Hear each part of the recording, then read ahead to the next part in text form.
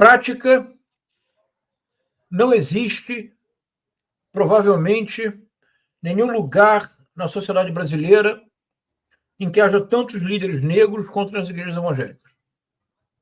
Na prática, não há tantas lideranças femininas, mulheres, quanto nos templos evangélicos. E já passou da hora da esquerda compreender isso. Uhum. Agora, nós não vamos, em nenhuma circunstância, poder disputar essa questão do ponto de vista da ideologia. Essa questão tem que ser disputada de um ponto de vista mais amplo, que inclui um projeto de nação. A gente precisa se organizar, né, professor? A gente está muito Se desorganizado. o governo criar, a partir de 2025, quando o Roberto Campos não estará no Banco Central, nem o Arthur Lira na Câmara. Se o governo criar o programa Creche Brasil, aproveitando estrutura já... Porque, veja, Pedro, Creche Brasil, você usa a estrutura da educação pública. Você aproveita para modernizar, recuperar prédios públicos destruídos. Você, ao mesmo tempo, você valoriza a educação, valoriza o professor, a professora, o aluno e a aluna, e você cria um espaço para receber crianças. Já imaginou isso, Pedro? Porra! Fantástico. Pedro, pode ser feito. É simples. Pode ser feito, Pedro. É parar de imaginar que tudo se resolve em encontro de líder. Esquece os líderes. Vamos esquecer Silas Malafaia, Marco Feliciano, Magno Malta. Vamos esquecer essas figuras. São oportunistas, são estelionatários da fé alheia. Mas há 40 milhões de evangélicos e de evangélicas que são brasileiros como eu. Quero demais dialogar com eles. Quero encontrar um espaço de diálogo com eles. Quero sentar, quero escutá-los. Você acha certo quando o Lula não cita? Vou citar. Isso eu acho que é uma atitude correta dele, eu queria te ouvir. Ele só cita o Bolsonaro quando é no sentido de não falar o nome dele, mas que ele vai ser condenado à prisão. E ele não cita Sérgio Moro, nem Silas Malafaia, nem esses líderes evangélicos. Você acha correto esse posicionamento do presidente? Acho que não precisa nem citar o Bolsonaro, para dizer a verdade. Eu acho que é mais ou menos como o caso do López Obrador. A única forma... Não dá para disputar fake news. Está aí a inteligência artificial, mas me expresso mal. Me expressei muito mal. Não é possível disputar as fake news no seu território. Em relação às fake news, é preciso lançar mão do Código Penal. Porque fake news, em geral, comete crimes contra a honra ou contra a paz pública. Tem Código Penal para isso. De maneira muito... Por exemplo, uma advogada brilhante do grupo Prerrogativa, a Carol Proner, processou o jornalista Roberto Guzzo porque ele fez uma postagem absurda e abjeta contra ela. Ele foi condenado, é réu, a pena era de prisão, foi comutada para serviço comunitário e para multa. Ele vai pagar, no total, aproximadamente R$45 mil. Ele deixou de ser réu primário, Pedro. Se ele insistir na injúria, a pena é prisão. Então, não é possível combater fake news no seu território. Não. Isto é, veja... Ainda mais nesse caso que esse sujeito eu conheço, é da imprensa, é veterano e ele não é amador. Não, ele sabe exatamente o que faz. É como o Augusto Nunes. Sim. Então, se o Augusto Nunes disser tal político fez tal coisa sem tê-lo feito, é processá-lo. Não por fake news, esqueçamos isso. É crimes contra a honra. Por exemplo, aquele influenciador megalômano, mitomaníaco, que fez fake news relativas ao Rio Grande do Sul, se ele envolveu algum político, é crime contra a honra. Se ele simplesmente perturbou a paz pública, está no Código Penal. Tem que ser processado. Se o Estado Democrático de Direito, me permite redundância, não lançar mão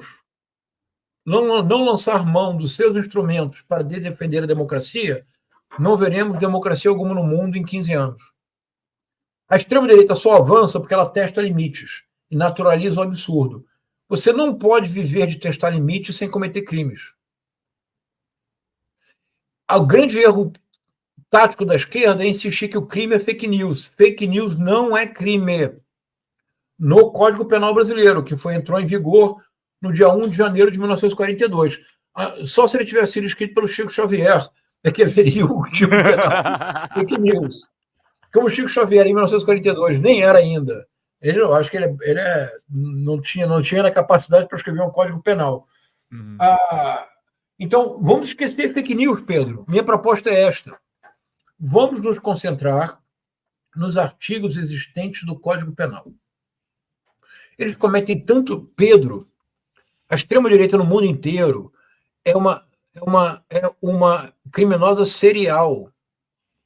Porque como a extrema-direita sempre testa limites, estão cometendo crimes. Vamos processá-los, de um lado. Agora, como é que você combate fake news de fato? Por exemplo, Creche Brasil. Pronto.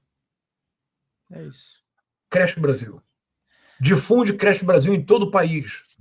Cria a Universidade da Amazônia. Não há fake news que resista ao fato concreto de que você vai agora e coloca o seu filho na creche. Melhora a vida das pessoas. 3 perguntas rápidas, professor. Eu vou ler 2 aqui da Xanda e aí mais 2 rapidamente. Professor, seria interessante o Lula fazer o modelo desse de entrevistas do Lopes Obrador? E ela pergunta uma coisa curiosa aqui.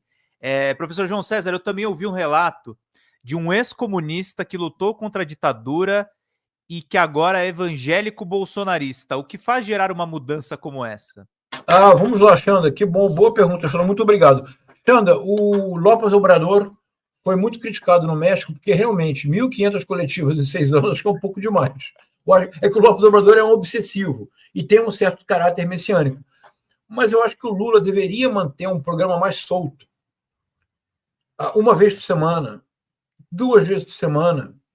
E o Lula deveria se comunicar mais com a população.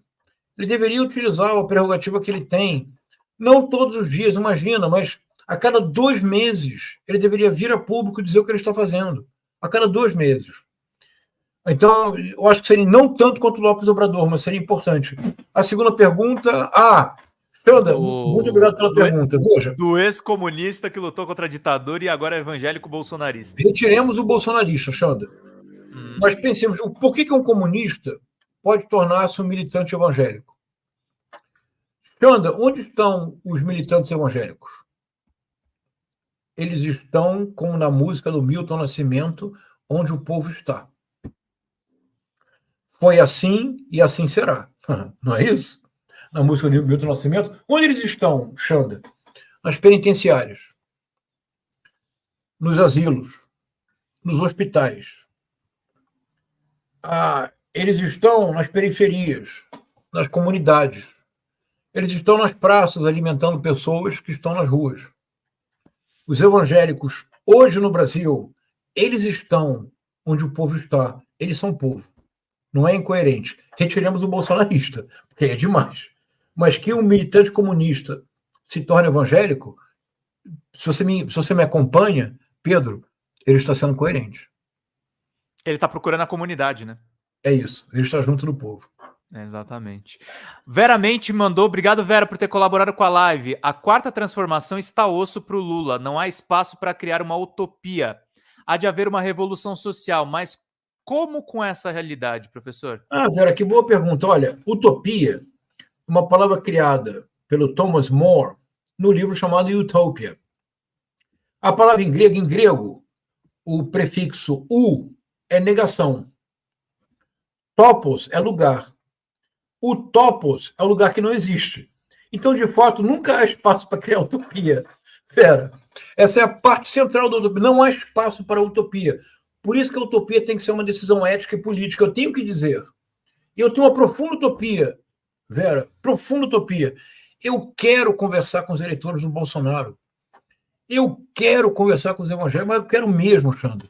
Vera, Xanda, eu quero sentar com eleitores do não bolsonaristas, porque se alguém defende Carlos Alberto Brilhante Ustra, não tem diálogo, Pedro.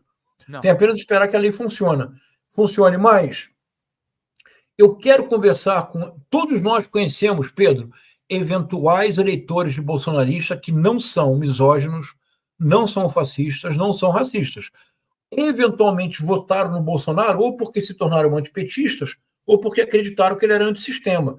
Eu quero conversar com os eventuais eleitores do Bolsonaro, eu quero conversar com os evangélicos e com as evangélicas, ou nós não teremos um projeto de nação. Então, a utopia, ela não tem espaço, ela nunca terá espaço. Ela é um horizonte para o qual você olha. Você nunca chegará no horizonte, mas o seu campo de visão amplia. E você pode ver coisas que de outra forma você não seria capaz de ver. Está faltando para o terceiro governo do presidente Lula a dimensão utópica.